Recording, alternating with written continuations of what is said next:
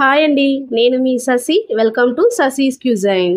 ఈరోజు వీడియోలో అయితే మోమోస్ని ఇంట్లోనే ఈజీగా అండ్ టేస్టీగా ఎలా తయారు చేయాలో చూపించబోతున్నానండి. ముందుగా ఒక బౌల్ తీసుకొని అందులో 2 కప్పుల వరకు మైదా పిండి వేసుకోవాలి. ఇందులో 1/2 టీ స్పూన్ వరకు సాల్ట్, 1 స్పూన్ ఆయిల్ వేసుకొని ఈ పిండినంతా ఈ ఆయిల్ పట్టేలాగా బాగా కలుపుకోవాలి.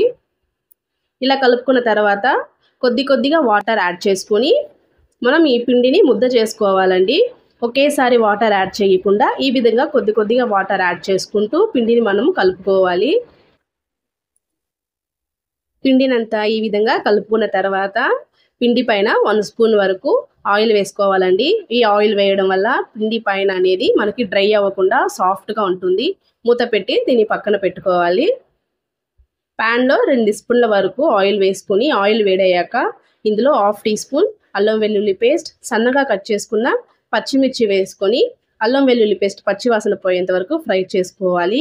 సన్నగా కట్ చేసుకున్న క్యాబేజ్ ముక్కలు, సన్నగా కట్ చేసుకున్న క్యారెట్ ముక్కలు, సన్నగా కట్ చేసుకున్న క్యాప్సికమ్ ముక్కల్ని కూడా వేసుకొని బాగా ఫ్రై చేసుకోవాలి. ఎంత వీలైతే అంత సన్నగా ఈ వెజిటేబుల్స్ అన్నీ కట్ చేసుకోండి. ఇందులో రుచికి సరిపడా సాల్ట్ వేసుకొని అంతా బాగా కలిపి బాగా ఫ్రై చేసుకోవాలి. ఇందులో 1 spoon vinegar, 1 spoon red chilli sauce, 1 spoon soya sauce వేసుకొని అంతా బాగా కలుపుకోవాలండి.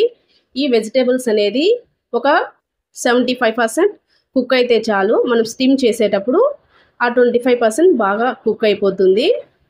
వెజిటేబుల్స్ అన్నీ మంచిగా కుక్ అయిపోయిందండి. వీటిని చల్లారనిచ్చి ఒక బౌల్లో తీసుకొని పక్కన పెట్టుకోవాలి. పిండిని కూడా ఈ విధంగా చిన్న ఉంటలుగా చేసి పెట్టుకోవాలండి.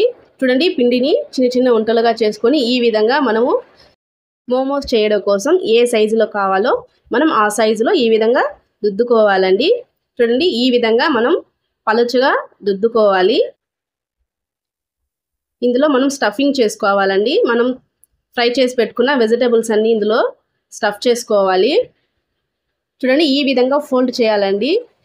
ఇది చాలా ఈజీ ప్రాసెస్ అండి. చాలా సింపుల్గా మనం చేసుకోవచ్చు. ఇది సింగిల్ లేయర్తో ఈ విధంగా ఫోల్డ్ చేసుకున్నాం అనుకోండి, మనకి తొందరగాను అయిపోతుంది.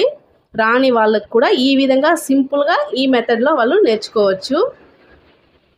ఇదొక మెథడ్ అండి.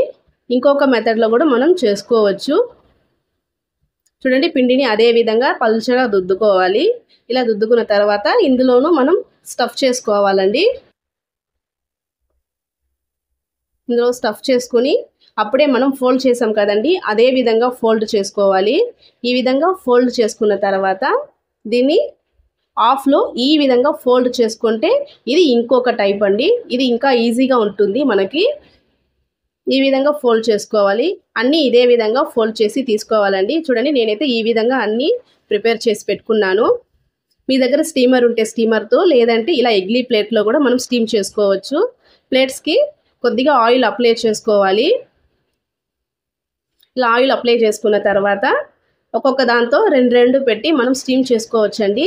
ఇది ఒకటికొకటి అతుక్కోకుండా మనకి మంచిగా కుక్ అవుతుంది. ఈ విధంగా అన్నీ పెట్టుకోవాలి. నేను ముందుగానే ఇడ్లీ పాత్రలో వాటర్ని ఇలా బాయిల్ చేశానండి. ఇప్పుడు మనం ప్రిపేర్ చేసుకున్న ఈ మోమోస్నన్నీ ఈ విధంగా పెట్టుకోవాలి. మూత పెట్టి ఓ 10 నిమిషాలు మీడియం ఫ్లేమ్లో మనం కుక్ చేసుకున్నాం అనుకోండి, పర్ఫెక్ట్గా మనకు కుక్ అయిపోతుంది. చూడండి, ప్లేట్స్ కూడా అతుక్కోకుండా ఎంత పర్ఫెక్ట్గా కుక్ అయిందో. అంతే అండి, వేడివేడిగా సర్వ్ చేసుకుంటే మన వెజ్ మోమోస్ అనేది రెడీ అయిపోయింది. మీరు కూడా ఒక్కసారి ఈ రెసిపీ ట్రై చేసి ఎలా ఉందో నాకు కామెంట్ చేయండి. ఈ వీడియో నచ్చినట్లయితే లైక్ చేసి ఫ్రెండ్స్ అండ్ ఫ్యామిలీకి షేర్ చేయండి. మరిన్ని వీడియోస్ కోసం శశిస్ క్యూజైన్ని సబ్స్క్రైబ్ చేసుకోండి. Thank you.